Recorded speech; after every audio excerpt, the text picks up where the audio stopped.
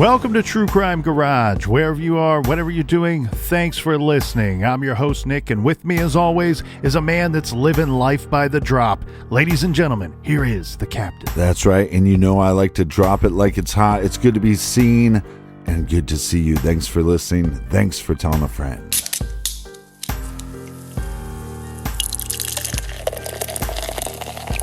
This week we are very excited to be drinking Best Maid Sour Pickle Beer brewed in the big beautiful state of Texas by the brilliant brewers and crew over at Martin House Brewing Company.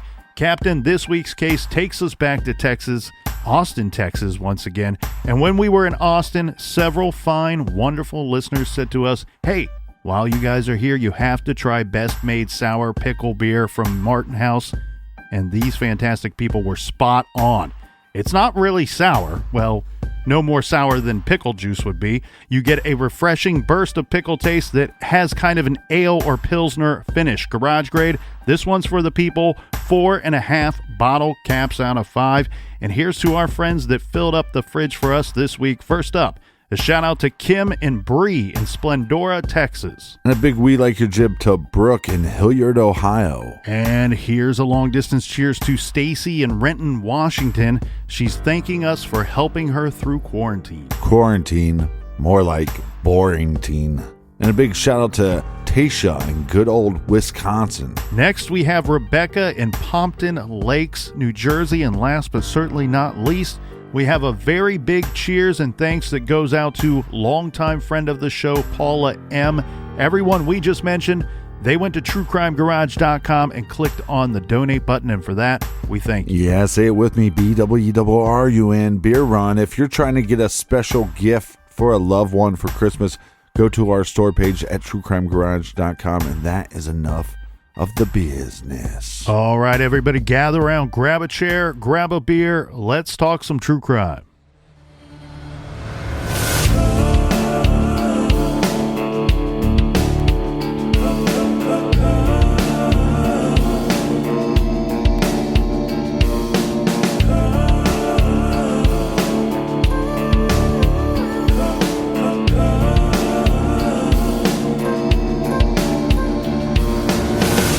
In the early 1990s, several unforgettable billboards were popping up in and around Austin, Texas. These billboards were not put up with the purpose of advertising for a great restaurant located at the next exit off of Texas Highway 130. And these billboards didn't stare at the passing cars to influence your next cable provider choice. The only purpose for these unforgettable billboards screamed their mission loud and clear, with bold white letters, all in caps, set on a red background. Who killed these girls? This was the question on the minds of every red-blooded Texan, possibly minus 1, 2, or who knows how many for sure. Because somewhere, maybe in the Lone Star State or across state lines, maybe even south of the border, someone or someones know the answer to that question. Who killed these girls? The question posted on the billboards centered just below what looks to be 4 school photos. The pictures are of Amy Ayers, Jennifer Harbison, Sarah Harbison, and Eliza Thomas. These are the 4 victims of an infamous crime known as the Yogurt Shop Murders. The 4 girls ranged in age from 13 to 17. The Yogurt Shop Murders are a still unsolved quadruple homicide taking place at the local I Can't Believe It's Yogurt Shop on a Friday night in Austin, Texas. The crimes committed that night were many, they were fast, and they were brutal. These girls were killed on December 6th, 1991. The unknown assailant or assailants started a fire in the stockroom of the yogurt shop before fleeing into the night. An on-duty patrolman noticed the fire. It was close to midnight. He rushed to the smoke coming from the I Can't Believe It's Yogurt, located in a strip plaza, 2949 West Anderson Lane. He called it into dispatch. Firefighters arrived on the scene and began knocking the fire down. Once they entered the small Northwest Austin yogurt shop, One firefighter motioned to the other, pointing to a charred foot, and then they started finding bodies. Austin police were called, and the lone homicide detective working that night got the call that no one wants to receive, even the most seasoned of detectives. 2 fatalities, suspected arson, suspected homicide, looks like gunshot wounds, the dispatcher called out over the police radio. APD Sergeant John Jones was en route. Minutes later, the dispatcher tells Jones they found another body, and as he drives closer, a cop at the scene radioed, "Jonesy, make that 4." On the scene, Jones got to work. The following is from the 2016 Beverly Lowry book titled "Who Killed These Girls?" Ignoring the firefighters, who either milled around or just stood there looking down, Jones stepped gingerly around the bodies. Having been schooled in evidence collection and processing, he felt competent to handle 95% of most crime scenes. But this one lie well beyond his expertise. In a memo to the district attorney's office, he will describe the situation as robbery plus sexual assault plus multiple child victims plus bondage plus gunshot wounds plus fire, heat, smoke, water damage plus no known witnesses equal the homicide, arson, and DA's worst nightmare. This is True Crime Garage, and this is a new look at the yogurt shop murders case 30 years later.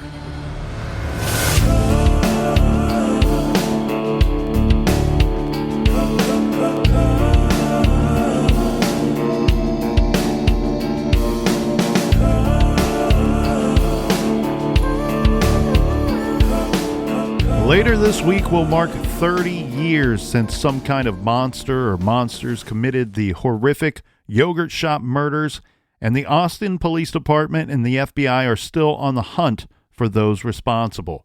Some of the following was taken from a recent ReportingTexas.com article.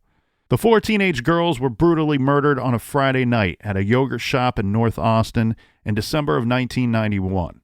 The girls' families and those who worked decades trying to find and prosecute their killers say the 30th anniversary of their murders approaches with no sense of closure. The murders remain unsolved, and experts say that crimes lacking resolution can leave a psychological impact on an entire community.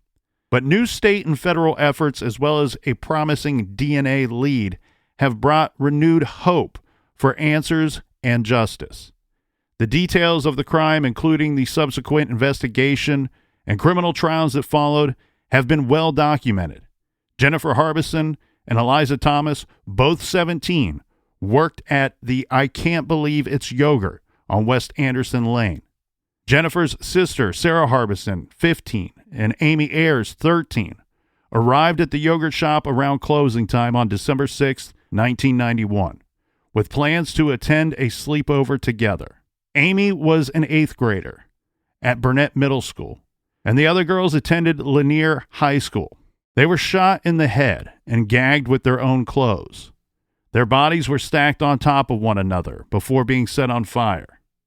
Authorities arrested 4 suspects, but this was almost 8 years later in October of 1999.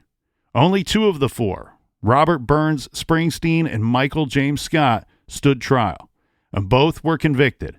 Springsteen received the death penalty, and Scott got life in prison. But the Texas Court of Criminal Appeals overturned their convictions, ruling that their confessions were improperly used against each other at trial. Springsteen and Scott were released from prison, and prosecutors dismissed all charges against them. In 2017, another potential breakthrough emerged. An Austin detective submitted DNA evidence found in one of the victims into a database that searches YSTR DNA samples, a type of DNA profile that forensic investigators use to identify male relatives of suspects. A match was found. The Austin Police Department requested more information about the identity of the matching donor, but the FBI has refused to release any information, saying a federal statute prohibits it from disclosing identities of anonymous donors. Despite these hurdles, the families have continued to work to keep the case in the forefront. Their efforts have led to new crime-fighting initiatives at the state and federal levels. Quote, "When I heard there were over 19,000 unsolved homicides in Texas, I was really taken aback by that. And I think most people are when they hear that number. When you think about each of those cases, there's a family associated with that," said Mindy Montford, who was the first assistant district attorney for Travis County and one of the prosecutors assigned to the yogurt shop murders case for 4 years. The yogurt shop murders led Montford to work with Texas Attorney General Ken Paxton to form the State Cold Case and Missing Persons Unit on October 19th. The unit will aid and support law enforcement agencies across the state in the investigation and prosecution of unsolved cases. Montford serves as senior counsel for the unit.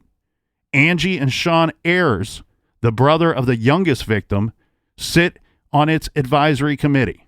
The yogurt shop victims' families have been pushing to effect change on a national level. In May of 2021, the Bipartisan Homicide Victims Families Rights Act was reintroduced.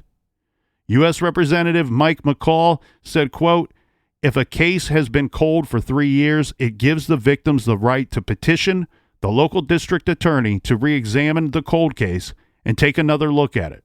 It's very much empowering to the families of the victims, and particularly the case like the yogurt shop killings." Many remember the yogurt shop murders as a defining moment in Austin, which was about half its current size and not yet a tech or tourist hub. The 30th anniversary of the yogurt shop murders brings up painful memories for those who tried to solve the crime. Austin Police Sergeant John Jones, who was the lead investigator assigned to the case at the time of the murders, said, quote, "There's no statute of limitations on murder. Then there shouldn't be any limitation on doing what one can to try to get it solved, and that sometimes means having to relive that pain and answer questions. My theory is, if me talking about it to you or anybody else can jog somebody's memory out there to perhaps get this thing solved, then it's worth reliving that night."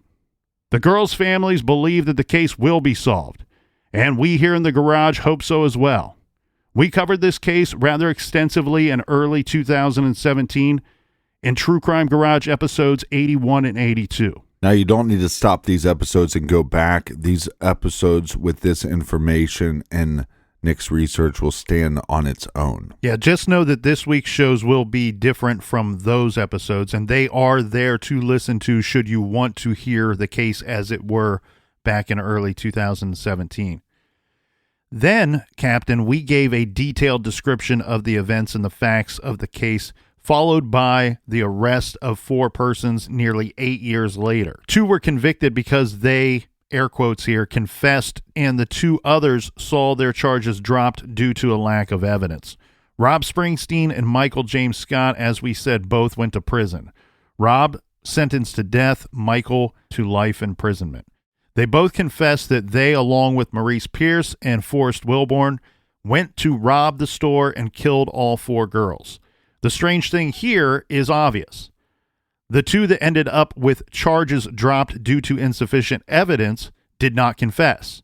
Yet if we were to believe that the confessions of the 2 that the state convicted are correct, well then all 4 are guilty of the yogurt shop murders. So to me, Captain, I've always felt like this should be an all or nothing situation for these 4 suspects. Absolutely. It's almost as if the prosecution didn't believe law enforcement's confessions that they received. Now, when we covered the case, we spent a lot of time covering the case against these 4 individuals, the 2 trials, and later their release. We won't spend a lot of time on that this time around. We also covered some other good suspects and spent a lot of time on what is most likely the best theory out there. So as you can see, this is a rather large case, not a short true crime story at all. And Captain, I like the cut of our jib because I think those episodes were really well done, and we told as much of the story as you can in just 2 episodes.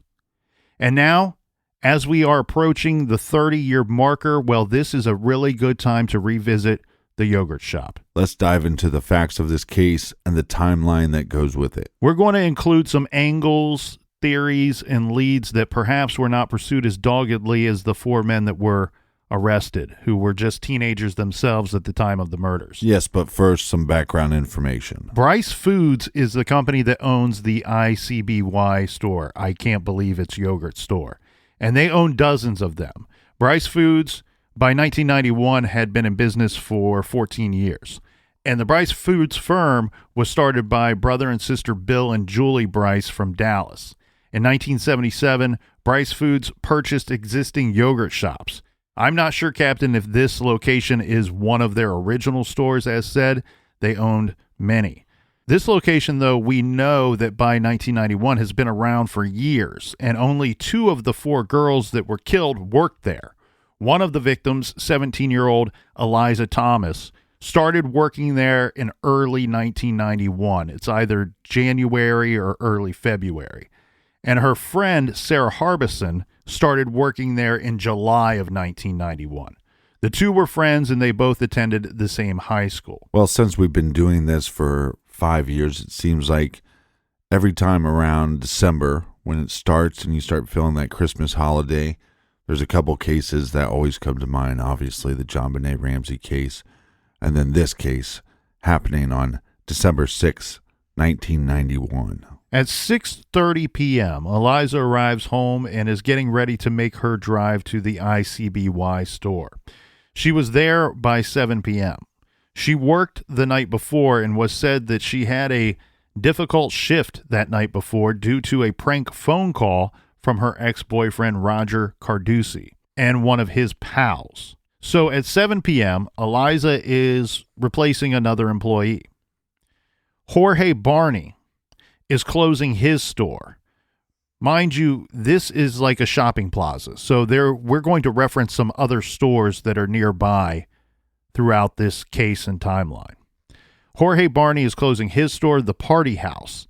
He's the owner of the store. He's owned it for 3 months at this time. He has a Santa on the roof because this is the Party House is where you're going to go get decorations and things for party planning and such.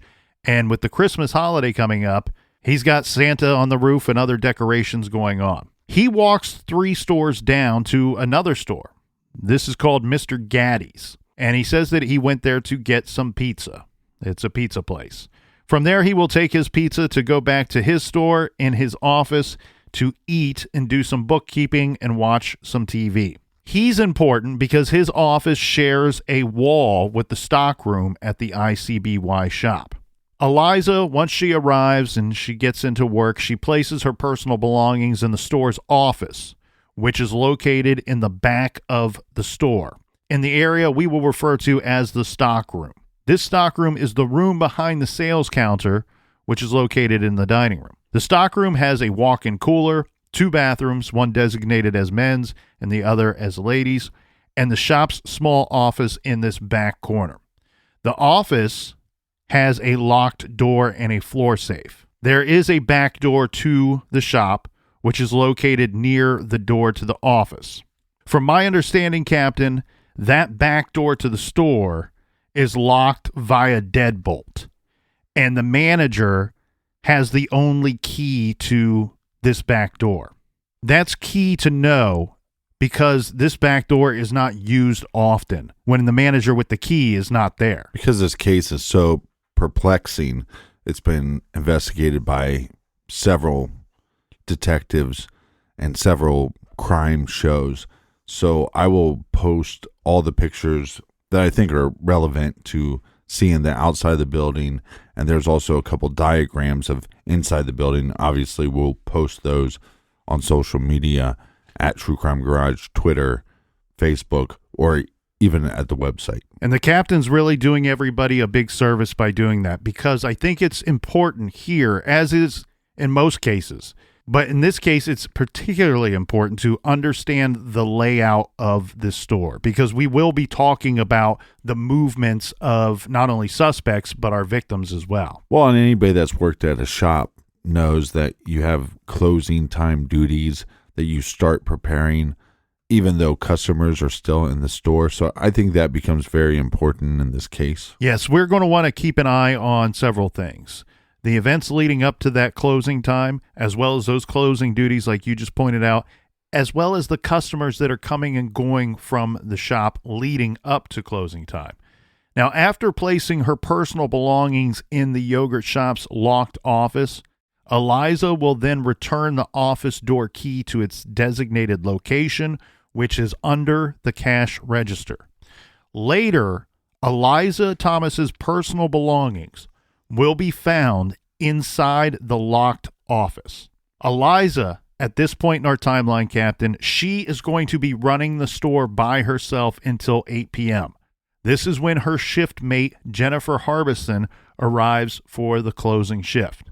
Before arriving at the shop for her 8 p.m. shift, Jennifer Harbison will drive her sister Sarah, age 15, and her friend Amy Ayers, age 13, to the North Cross Mall so they can hang out with some friends. We should also note, for those not familiar with Austin, the North Cross Mall is relatively close to the yogurt shop. I believe it's less than 1 mile from the yogurt shop. Note their ages as well, 13 and 15. Right. One of the parents would later say that this was the first time that the two good friends were allowed to go to the mall by themselves. I think we all can look back and remember one of those days, right, Captain, when you're a young teenager and maybe it's the first time that you and a friend are allowed to go somewhere without any type of adult supervision, and you're going to the location being driven by your friend's older brother or older sister who's dropping you off. It feels very adult-like, right? It feels very special to those at that time. And I'm sure that's how Amy and Sarah felt on this Friday night. Yeah, I remember being dropped off at the cinema and being able to play a couple arcade games before we watched the movie. But you're basically just going into a building, watching a movie, and coming out. It was more rare if they would let you walk around and look at multiple shops. Jennifer does everything that we just said, and then she arrives at the ICBY store just before her 8 p.m. shift. She parks her vehicle next to Eliza Thomas's vehicle. Eliza will be running the register, and Jennifer will be taking and filling orders. The store closes at 11 p.m. Bryce Foods, the company, has a pretty detailed closing procedures for the employees. And this is important here because of these closing duties and Jennifer Harbison's and Eliza Thomas's work ethic. We will get a really good idea of when things went down and how things may have gone down. This is because everyone has stated that Eliza and Jennifer carried out the closing duties to a T, completing each task in the very specific order designated by the Bryce Foods Company.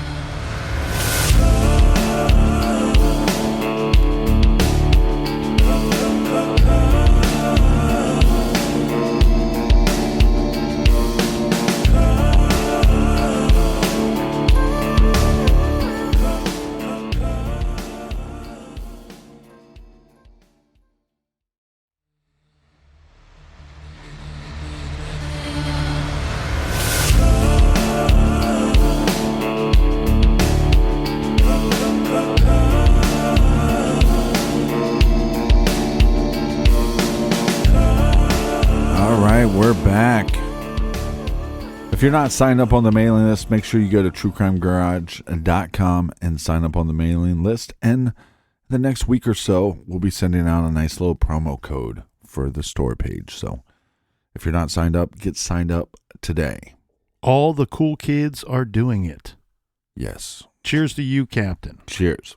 All right, Colonel, why don't you go through a list of the closing duties? The yogurt shop closes at 11 p.m. So starting at 10 till 11, the persons working that night, they will lock the front door from the inside. Then they will change the sign from open to closed. and they will leave the key in the lock, in the door.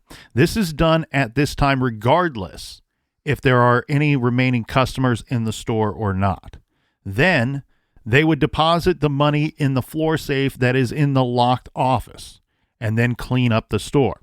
When the store is completely clean, they would remove the key that's in the front door, leave through the front door. Then they would lock the door from the outside, place the key inside of an envelope, and then slide that envelope under the front door. The manager with a key to the store opens the store in the morning and then retrieves the envelope and the key when they arrive.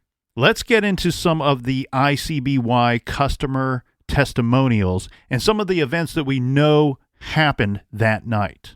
We have customer Lucilla Jones, who arrives at the yogurt shop and says that when she entered the store, she noticed two teenage boys seated at the table nearest the door.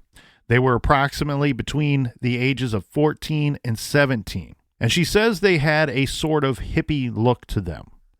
She describes one of them as being between 5'4" and 5'7" inches tall, with medium dark hair, 130 to 140 pounds, possibly Hispanic or Anglo. She does not see the face of the other, so no description of him is given other than he looks to be older and larger than the other boy that she just described. She would give 3 different descriptions of the table throughout the course of the events. There will be a trial in the last 30 years. One of these descriptions says that the boys were focusing in on something that may have been a paper bag centered on the table. Another description that she gives says that she did not see any containers on the table. And then the third description says she did not have a clear view of the table itself. She says that these boys gave her an uneasy feeling, and she didn't think that the boys fit the, quote, normal yogurt shop customers. She orders a yogurt and pays by check and then leaves the store. Now we are at 9 p.m. here, Captain. This is when Jennifer Harbison leaves the yogurt shop. She has to go back and pick up her sister Sarah and her friend Amy from their visit to the mall. When the 3 return, Sarah and Amy walk over to Mr. Gaddy's to get some pizza. The mall closed at 9 p.m. and Mr. Gaddy's closes at 10 p.m. So we are very confident with the times that are provided here. At 9:30 p.m., Maria Thomas, Eliza's mother, arrives at the yogurt shop. Eliza takes a phone call from her younger sister and at some point gives the phone to her mother. Amy and Sarah then arrive at the yogurt shop with their takeout pizza. Shortly after this, Jennifer is going to receive a phone call from her boyfriend, Sammy Buchanan. Around the same time, a man named Daryl Croft arrives at the yogurt shop. He puts his arrival time between 9:30 and 10 p.m. He is traveling with 2 women who stay in Croft's vehicle. Croft goes in to order to-go desserts for all 3 of them. He says that when he walks into the yogurt shop, he sees 2 girls working behind the counter. Maria, again, this is Eliza's mother, is standing near the counter. There's a man and a woman reviewing the menu standing in front of the counter. A young couple is seated at one of the booths on the right-hand side of the dining room, and there's a young man in a green army-type jacket. This young man is near the counter and near the couple reviewing the menu. Right.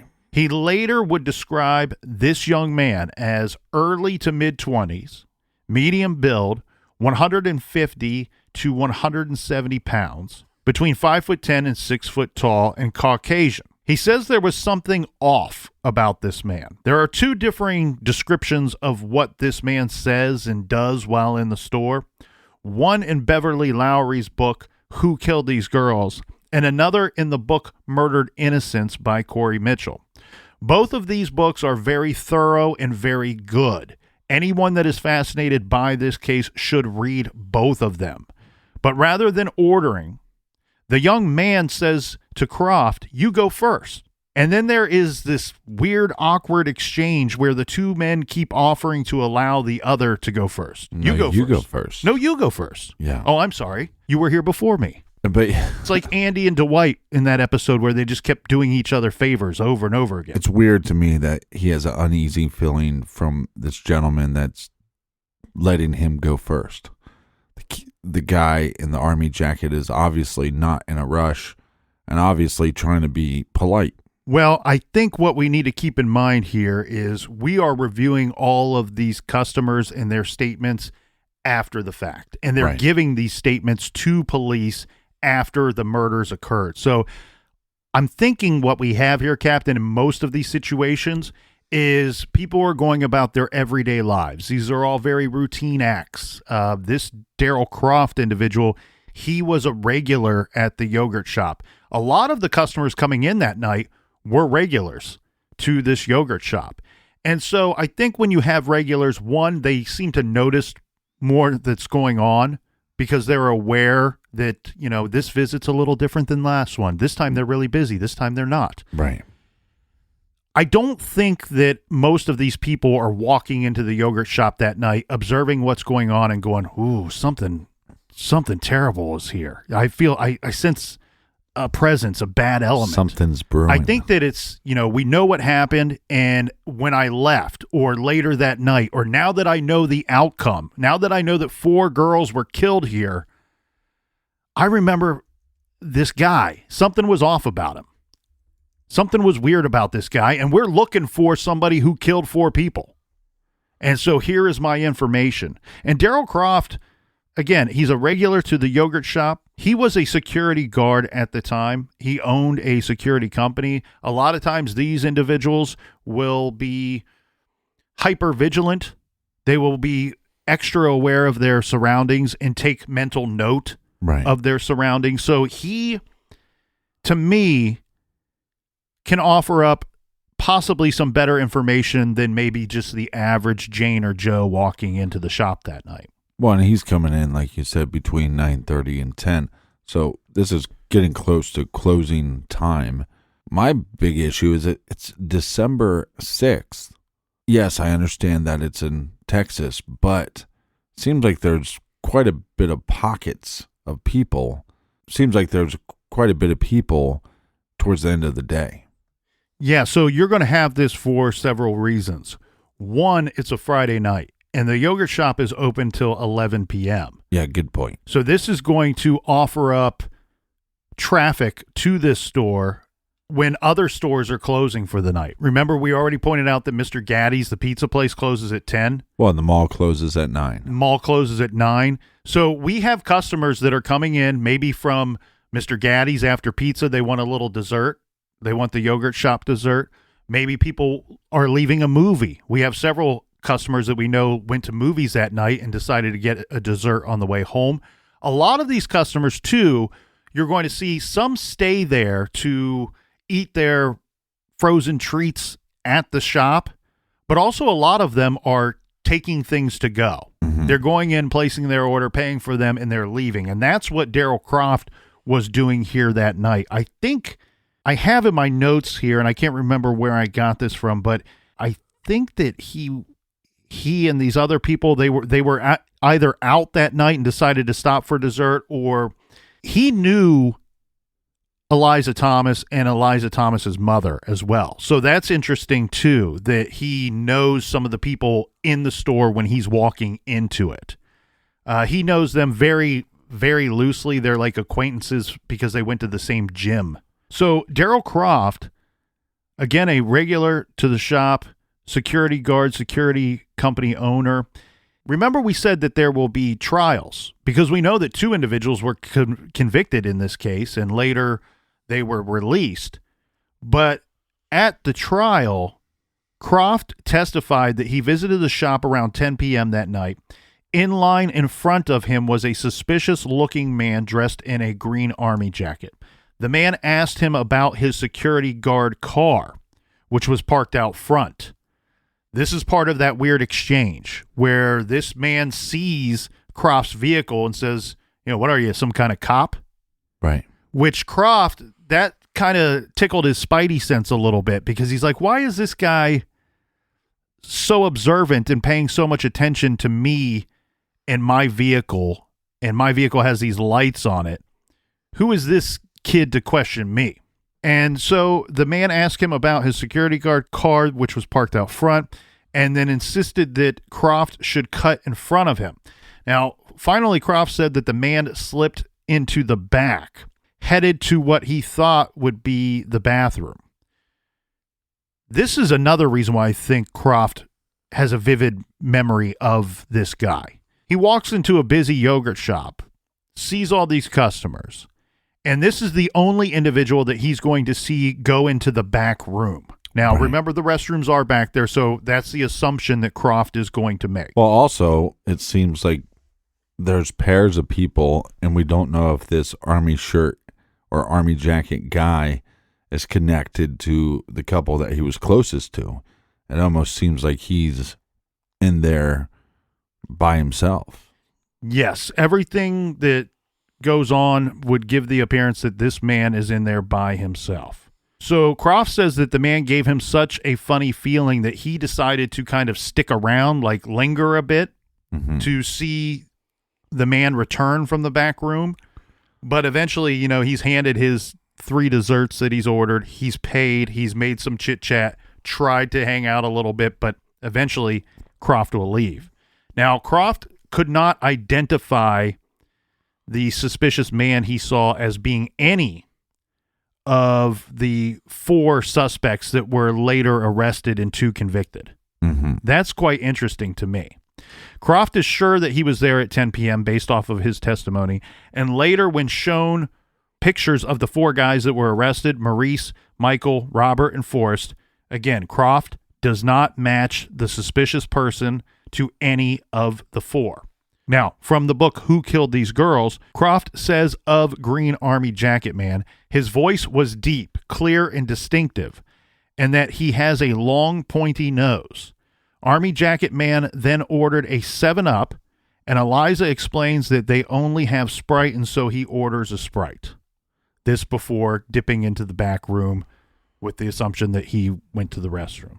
Right. At 10 p.m., James Thomas, this is Eliza Thomas's father, stops by the yogurt shop and says that he sees all 4 girls there in the store at that time. Is he stopping by just to check in on his kids? Sometimes that happens where your parents just drop in on you at work when you're a teenager, or is he getting yogurt? This I don't know. I do know that both he and his wife stopped by that night. His wife was there just minutes before. I think they're traveling separate. And I don't know if James was in the process of picking up Eliza's younger sister, who had called earlier that night. I think that there was some chance here, Captain, that Eliza's sister was going to find her way to the yogurt shop, and maybe one of the parents or both of the parents were going to retrieve her there. But they very likely stopped in as customers and to see their daughter. At 10:42 p.m., Eliza Thomas rings in the last purchase of the night. Okay? Underline that. Make mental note. Don't forget, 10:42 p.m., Eliza rings in the last purchase of the night. Yeah, 18 minutes before closing. We have our customers' names. This is Tim Stryker and Margaret Sheehan. They will later say that when they get there, they notice only 2 other customers in the store. So by this point in our timeline, right, we have James Thomas, we have the security guard man, Daryl Croft. All these people have left the store by this time. By this point, we have 2 customers coming in, Tim Stryker and Margaret Sheehan. They say that when they arrived in the store, they only noticed 2 other customers in the store at that time. And they would later describe them as large people in hooded jackets sitting in the last booth on the left. This is the booth nearest the cash register. They said that they saw Eliza behind the counter. She's the one that took and fulfilled their order. Right. And they see Jennifer cleaning the dining room. She's wiping tables, refilling napkin holders, and placing chairs on the tables. Margaret Sheehan does not get a good look at these 2 customers, the 2 that are described as large people in hooded jackets. I'm assuming they have hoods on their jackets, but their hoods are not up. This description I'm giving, Captain, is the best one that I have found. It's extremely vague and limited, but I actually think, given some other things that I've seen along the way, that potentially they have these hoods up, that they're wearing the hoods. Because that's pretty suspicious. So Margaret Sheehan does not get a good look at these two customers. In fact, she says that she's not even certain of the gender for either, but based off of their size, she believes that they were both males. She says one was larger than the other, and the larger one was wearing a khaki or beige colored padded jacket. The other man, if it was a man, the other large person, let's say, was thinner with light brown hair. She does not remember seeing any food or drink or containers on the table where the two were sitting. Margaret says that she and Tim left the store, and when they did, she looked at her watch, and it was 10:47 p.m. So it took them 5 minutes to place their order, get their yogurt. They sat down briefly and then decided to take their desserts with them. But 5 minutes being in a store when there's only 4 individuals working and only 2 customers other than you and your date, that's a long time to get a perspective of what's happening and to kind of sense what's going on inside that shop. That's right. And note, again, the time she says was 10:47 p.m. when they left.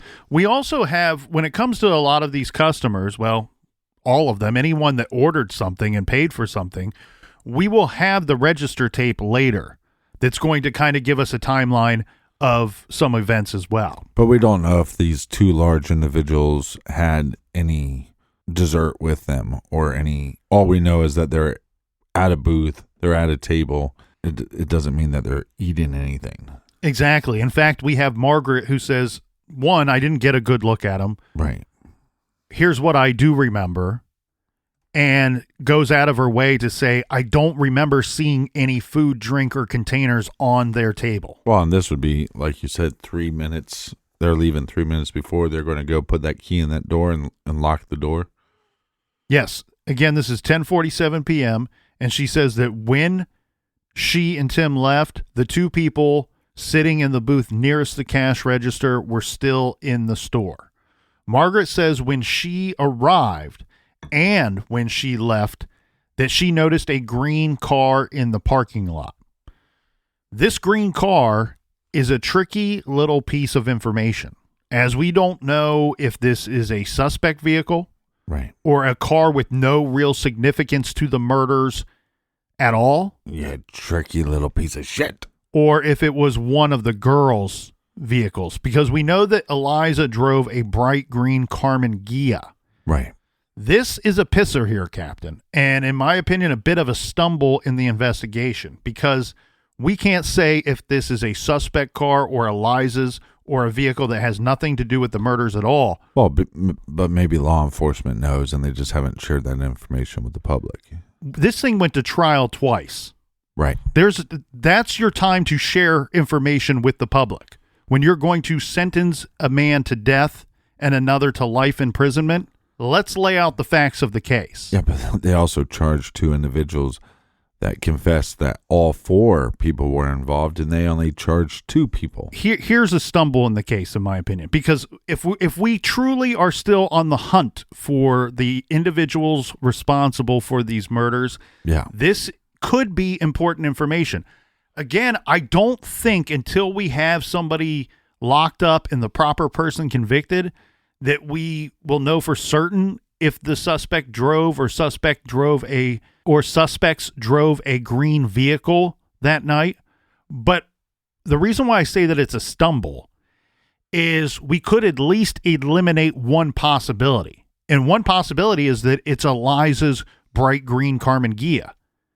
A Carmen Ghia is a unique looking vehicle. I would have shown Margaret a picture of Eliza's Carmen Ghia and at the very least try to confirm or rule out that as a possibility. Well, I agree with you because that makes the most logical sense. Now, we don't know, Captain, what happens in the next 3 minutes. So our 2 customers left at 10:47. They say that there are 2 male customers left in the store sitting at that booth nearest to the cash register at the time that they left. We don't know if these men left or if these men stayed there and are responsible for the 4 murders. What we do know is within the next hour, that's 60 minutes, all 4 of the teenage girls will be killed. Yeah, so for the next 60 minutes, a lot of horrible shit's going to happen. One thing we don't know for certain, but can assume based off of manager and co-worker statements, Eliza and Jennifer followed the closing procedures to a T. And add to that equation that the 2 workers are teens, right? It's late on a Friday night. They're going to want to get everything done and get out of there with the quickness. So according to the closing duties, the girls would have at 10 till 11 o'clock locked the front door from the inside, whether or not the store was void of customers, and then flipped the sign from open to close and then continued with their closing duties. Now, our customers that left at 10:47 did not say that they saw the 2 younger girls. They only said that they saw the 2 older girls that were working at the shop that night. It's presumed that Amy and Sarah went to the back room. We assume this for 2 reasons. One, it was understood that Sarah would be helping her older sister with the closing duties that night in exchange for Jennifer driving her and Amy around. Amy was scheduled to ride home with the Harbison sisters and stay the night at their house that night. The second reason is later at the crime scene, the Mr. Gaddy's pizza box is found in the back room. At 11:03 p.m., a no sale was rang in on the register. Anyone who has worked a register is familiar with the no sale key. You push it and it logs a no sale on the register tape, and then the register drawer opens up. So this would be recorded on the register. And as we said, when we covered this case 4 years ago, it's believed that this may be the start of the robbery and the start of the horrible events to come. Well, there's a lot of evidence where we could go through and talk about what we think could have happened. But let's go through some more events that we know for sure happened. Okay, at 11:47 p.m., rookie Austin PD officer Troy Gay reports seeing smoke coming from the rear of the ICBY store. At 11:53, the first truck arrives from the Austin Fire Department. The response time, note, is 6 minutes, which is longer than normal here, but at first it looks like they were going to the wrong address, and then the address was corrected on the call while en route. 1 minute later, a second fire engine, and then at 11:57 p.m., another fire engine arrives. In total, Captain, we're going to have nearly 50 firefighters on scene that will respond to this call. Yeah. Later, when the bodies are found, they will also find Jennifer Harbison's Timex watch. Not on her. She took this off when she and the others were ordered to strip by their killers. Her watch stopped, marking the time at 11:48 p.m. when the watch quit working because of the fire. Now, some other things were found as well that help to fill in the blanks for us as to what actually happened from 11:03 to the time that the firefighters are on the scene. So a couple of things here, Captain. One, someone started to clean out the yogurt dispensers but did not finish. One of the girls was wiping the counter but did not finish. Right. A can of Coca-Cola and a cup of ice is later found on the counter. The booth where Margaret Sheehan says the 2 men were sitting when she and Tim Stryker left the yogurt shop at 10:47 p.m. is the only table in the store's front of the house that does not have a chair on it. The chair is the universal signal that the table has been cleaned, stocked, and closed. Yes. This table has an empty napkin holder. The other tables have napkin holders that have been filled. Well, that tells us something, though, right? The other tables have been cleaned, restocked, and closed. So maybe not 100%, but that could mean that these individuals were still in the shop when the other duties were stopped. Possibly. It tells us it tells us this, that those 3 items are all things that should have been completed if they were able to finish their closing duties. Right. So whatever happened, however it happened, it took place before these 3 items could be closed out for the night.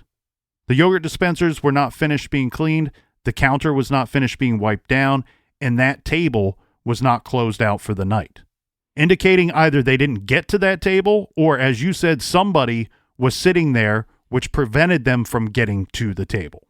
The 5th thing that I want to point out here is that the register drawer was found open and the till removed.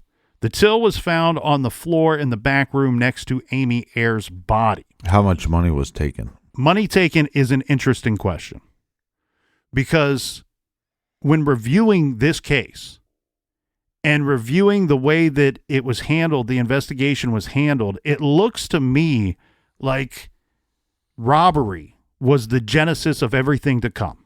That's what they are telling us. They being law enforcement and they being the investigators that have worked this case from Jump Street. To me, I see something very different. I see a situation where money was involved and part of the crimes committed, but I don't know if it's the genesis. I don't know if it's where this whole attack and the whole nightmare began. Because when I'm looking at a picture of the crime scene, it says next to the picture, police discovered this register both open and empty, with an open bag containing money underneath. So directly under the cash register, visible to the naked eye, is a bag that contains money that's just sitting there. It's still sitting there the next day while investigators are going through the crime scene. Right. Now, one item that's also in the cash register that's visible, again, the register drawer is open, the till has been removed. They will find the till along with scattered change next to the body of Amy Ayers in the stockroom. But you can see a check that's still sitting in the register. Anybody that's operated a register knows that there are certain items that you do not put in the till. You put them underneath the till, but inside the register drawer. Things get really complicated here because I wouldn't expect a person in a robbery to want to grab a check, take the check with them, and then later have to cash it somewhere, especially when we know that the check is for a small amount. This was a customer check, somebody that paid for their yogurt that night using a check. Well, didn't you say that one lady paid for her yogurt? Her and her date's yogurt, correct. So there was checks left behind, and there was also a bag of money underneath the cash register that was not even touched. They did take some money, and I have in my notes here, and I don't know where this information came from. I was trying to track this down last night, so I want everybody to take this with a grain of salt. But I have in my notes that $540 is what was determined to be missing from that night. Again, though, one thing that this tells me is either cash is not the main concern for the offenders, or they didn't go around to the back of the counter, because this bag of money, and I don't know how much money is in it, but there's paper money that's visible at the top of this bag. They didn't bother to take that. So either they didn't see it by going around to the back of the counter, or money was not the main concern for them. Yeah, I agree. Later, the detectives would review the closing duties with Bryce Foods Company. And this is important here because, as we said, it's clear that they were not finished closing for the night. The door may have been locked, the sales may have been done for the day, but the girls were still working when whatever happened went down. Now, Bryce Foods is not trying to sway any type of opinion. They're just simply trying to offer up an alternative here. And one being that the no sale button being pushed at 11:03 may not have been the start of the robbery, but could simply have been the start of one of the girls closing out the register. Another thing that they offered up was that the Coca-Cola can and the cup of ice found on the counter could have belonged to one of the girls. That after closing for the night, they decided to get themselves a drink and set this down on the counter, and then things got bad from there. Right. I appreciate the additional information and the thoroughness of Bryce Foods and their involvement in the investigation, but the problem with those two thoughts are a couple of things. We already mentioned the yogurt dispensers. Someone started cleaning them out but did not finish. We also mentioned the counter. Somebody was wiping down the counter but did not finish. This to me indicates that we got two girls working, two girls trying to complete these closing duties, and both of them are interrupted simultaneously. So I think we have a situation where very likely the 11:03 pressing of the no sale key is probably the start of the robbery. And this probably took place shortly after one individual orders a Coca-Cola and a cup of ice, sets it down on the counter, girl turns around, gun in the face, open up the register, this is a robbery. Right. From there, they're probably going to usher all of the girls into the back. And I say probably because we do not know. We do not know the point of entry for the attackers. Because at this point, we have three possibilities. One would be the front door. However, the front door is locked. So we can go ahead and cross that one out. But if our killers came through the front door, that means they came through that front door before the girls locked it at 10 till 11 that night. And that means it was the two guys sitting in the booth.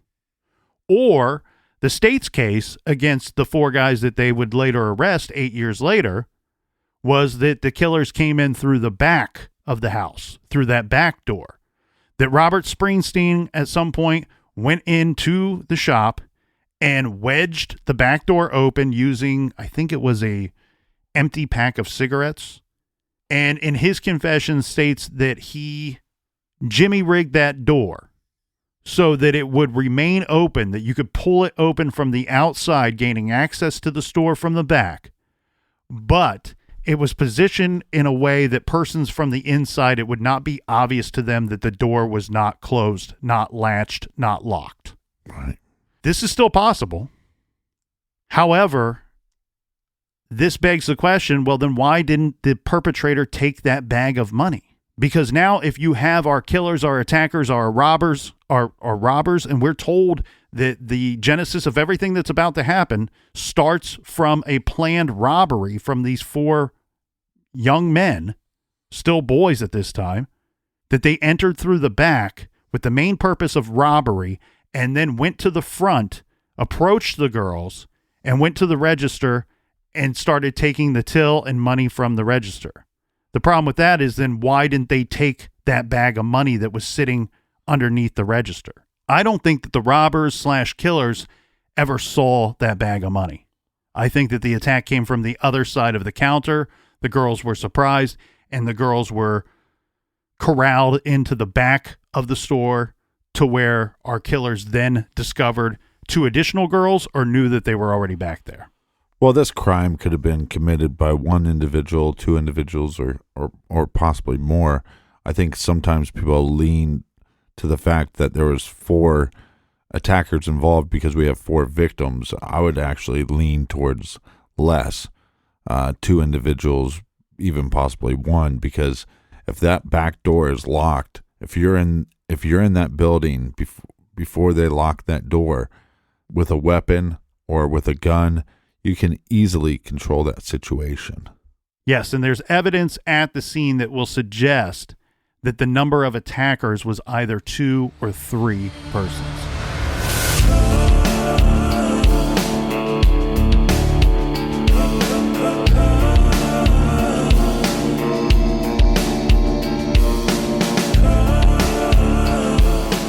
So much more to get to. Meet us back here in the garage tomorrow. And until then, be good, be kind, and don't litter.